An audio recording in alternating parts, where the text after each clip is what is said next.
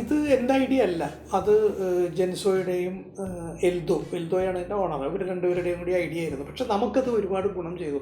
അതുകൊണ്ടാണ് എനിക്കിപ്പോൾ 23rd cinema release ചെയ്യാൻ സാധിച്ചത്. കാരണം ഈ കഴിഞ്ഞ 23rd എൻ്റെ സിനിമയുടെ ഷൂട്ടിംഗ് തീരുന്നത്, November 23rd. പിന്നെ ഒരു മാസമേ ഉള്ളൂ.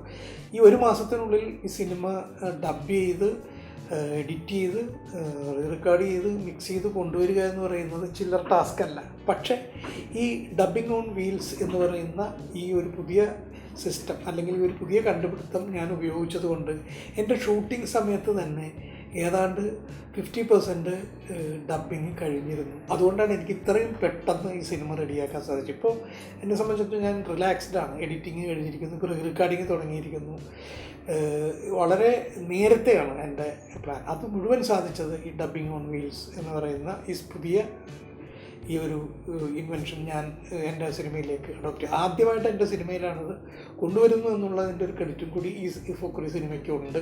പക്ഷെ അത് എന്തായാലും എനിക്കതൊരു ഭാഗ്യമായി. ഈ 23 മാസം 30 ദിവസം എന്ന് പറയുന്ന ഈ ടാർഗറ്റിനകത്ത് എനിക്ക് ഒരു റിസ്ക് അല്ലെങ്കിൽ ഒരു ടെൻഷനും ഇല്ലാത്ത സിനിമ എത്തിക്കാൻ എനിക്ക് സാധിച്ചത് ഈ ഡബ്ബിംഗ് ഓൺ വീൽസിൻ്റെ ഒരു സപ്പോർട്ടാണ്. ഇതിൽ ജയസൂര്യയോടൊപ്പം അഭിനയിക്കുന്ന ഭഗത് മാനുവൽ, പിന്നെ ഏറെക്കുറെ പുതുമുഖങ്ങൾ, അത്രയും പുതുമുഖങ്ങളെല്ലാം അവർ കുറേ സിനിമകളിൽ അഭിനയിച്ചിട്ടുണ്ടെങ്കിലും അവരൊന്നും ഒരു മെയിൻ സ്ട്രീമിലേക്ക് വന്നിട്ടില്ല. അതിൽ നിയാസ് ബക്കറും ഈ നിർമ്മൽ പാലാഴിയും ഈ സിനിമയിൽ വളരെ ഗംഭീരമായ പെർഫോമൻസാണ്. അവർ ഈ സിനിമയോടുകൂടി മെയിൻ സ്ട്രീമിലേക്ക് വരും. അവരുടെ ഹ്യൂമർ ട്രാക്കിൽ അവരാണ് അതിഗംഭീരമായ പെർഫോമൻസാണ് നിർമ്മലിൻ്റെയും അതുപോലെ തന്നെ നിയാസിൻ്റെയും. പിന്നെ ഒപ്പം ഞാനൊരു പുതിയ ഹ്യൂമർ ആക്ടറെ കൂടി ഇൻട്രൊഡ്യൂസ് ചെയ്യുന്നുണ്ട്, ശിവദാസ് മട്ടന്നൂർ. ഇവരൊക്കെ തന്നെ സ്റ്റേജിൽ പെർഫോം ചെയ്യുന്ന ആർട്ടിസ്റ്റുകളാണ്. പിന്നെ അതല്ലാതെ ഒരുപടി സ്റ്റേജ് കലാകാരന്മാർ ഈ സിനിമയിൽ അഭിനയിക്കുന്നുണ്ട്.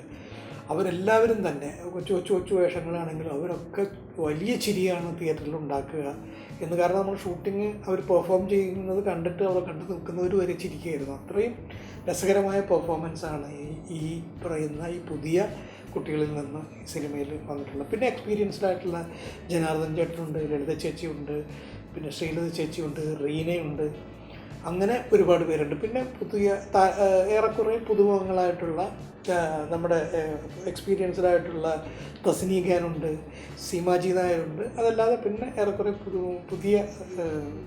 പുതുമുഖങ്ങളായിട്ടുള്ള ലക്ഷ്മിപ്രിയ, ഷയാനി പോലുള്ള ആർട്ടിസ്റ്റുകളുണ്ട്. അങ്ങനെ ഒരുപാട് ആർട്ടിസ്റ്റുകളുള്ള ഒരു സിനിമയാണ്. ഇതൊരു ചെറിയ ബഡ്ജറ്റ് സിനിമയല്ല, ഇതൊരു വലിയ ബഡ്ജറ്റ് സിനിമ തന്നെയാണ് ഈ ഫുക്രി.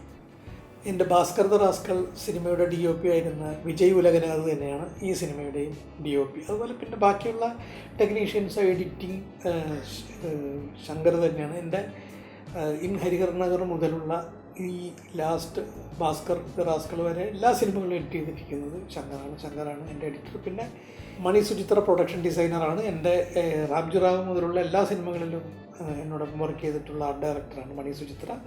ഈ സിനിമയിലും അതുപോലെ ഭാസ്കർ ദ റാസ്കലിലും വർക്ക് ചെയ്തിട്ടുള്ള നെല്ലിക്കൻ തന്നെയാണ് ഈ സിനിമയുടെ ആർട്ട് ഡയറക്ടർ. പിന്നെ ഈ സിനിമയിൽ ഒരു പുതിയ സംഗീത സംവിധായകനെ ഞാൻ അവതരിപ്പിക്കുന്നുണ്ട്, ഡോക്ടർ സുദീപ് ഇളയിടം. ആ മ്യൂസീഷ്യൻ്റെ ഒരു പാട്ടുണ്ട്. അതുപോലെ വിശ്വജിത്ത് എന്ന് പറയുന്ന ഒരു യുവ സംഗീത സംവിധായകൻ്റെ പാട്ടുമുണ്ട്.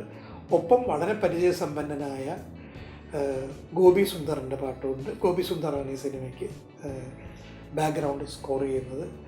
പിന്നെ ഇതിൻ്റെ ലിറിക്സ് എഴുതിയിരിക്കുന്നത് റഫീഖ് അഹമ്മദാണ്.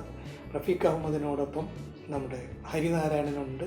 പിന്നെ ഫൗസിയ അബൂബക്കർ എന്ന് പറയുന്നൊരു പുതിയ എഴുത്തുകാരിയുണ്ട്. അങ്ങനെ പുതിയ ആളുകളും പഴയ ആളുകളും ഒക്കെ സിനിമയിൽ സജീവമായിട്ട് വർക്ക് ചെയ്യുന്നുണ്ട്. ഇപ്പോൾ ഒന്നും മനസ്സിലില്ല. ഈ സിനിമ ഇറങ്ങിക്കഴിഞ്ഞതിന് ശേഷമാണ് ഒരു സിനിമ എടുക്കുമ്പോഴും നമ്മൾ ഇത് തമിഴിലേക്ക് അല്ലെങ്കിൽ ഇത് ഹിന്ദിയിലേക്ക് എന്ന് പറഞ്ഞിട്ട് എടുക്കാറില്ല. ഇപ്പോൾ മലയാളത്തിലേക്ക് വേണ്ടിയാണ് എടുക്കുന്നത്.